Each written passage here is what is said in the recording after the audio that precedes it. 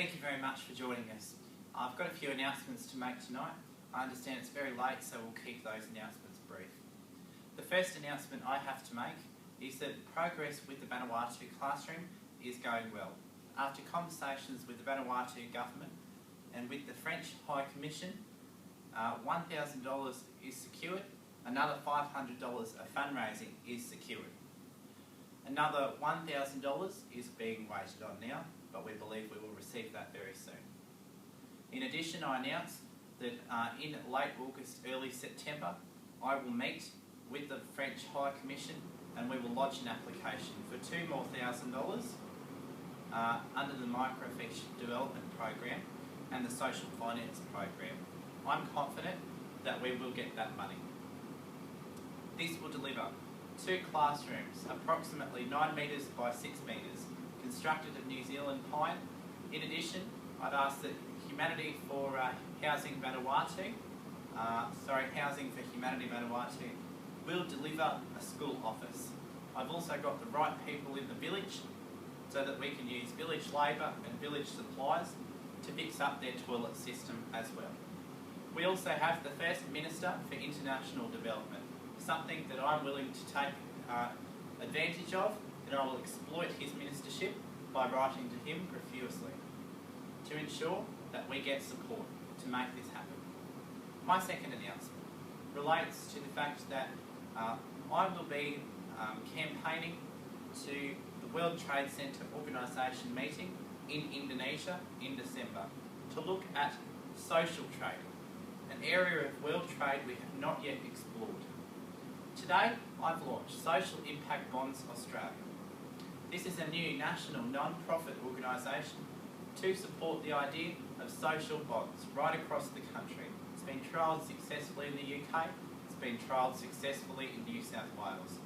It's something that's proven to work at reducing government expenditure, making income for community groups much more financially sustainable, and it's evidence-based, so that grants, the old way of giving money, is proven to not be as effective as social bonds.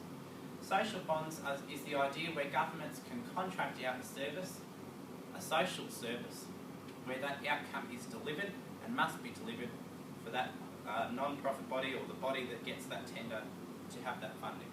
So unless the social outcome is delivered, the organisation does not receive their funding.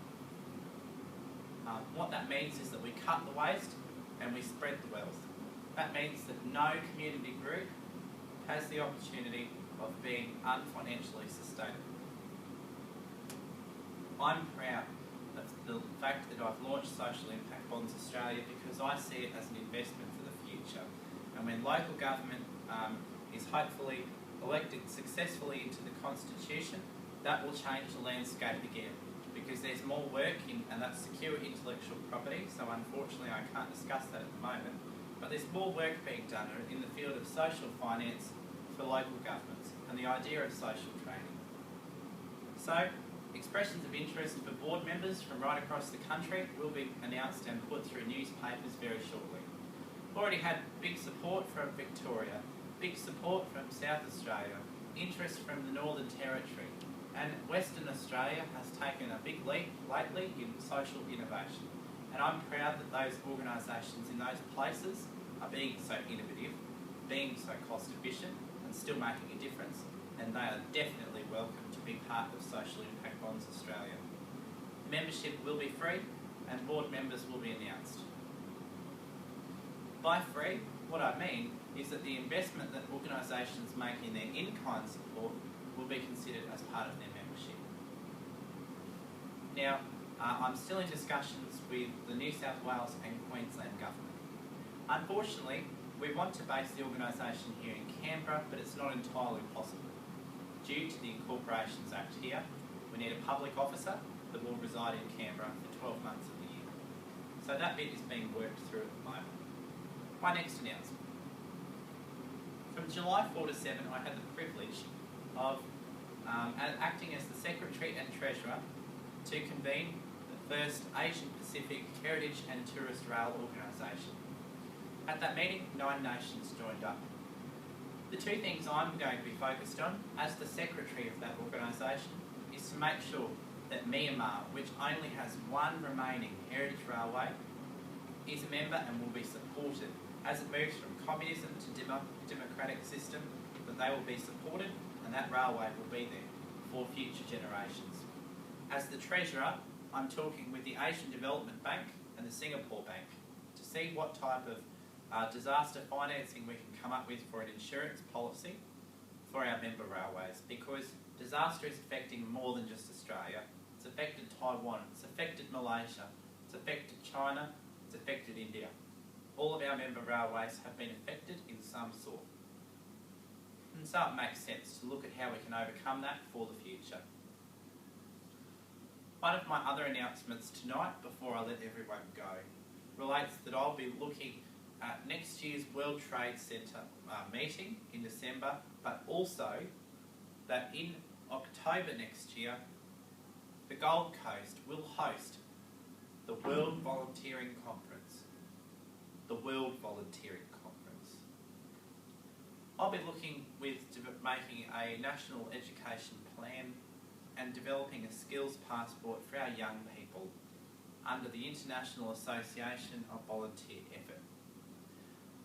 That passport will be recognised to support quality work opportunities and quality volunteering opportunities. One of the things that I'm extremely proud of is the idea of using telephony, tele-volunteering in the non-profit sector. Now we have new data that 25% of the population is volunteering. In 2012, we had record rates of volunteering involvement in the non-profit sector. To date, over 7 million Australians have donated to a charity or non-profit organisation. 7 million out of 22 million. We've now reached a third of the population. We don't have our old 25% anymore. We don't have our old $14.6 billion of contribution anymore. We now have a third of the population.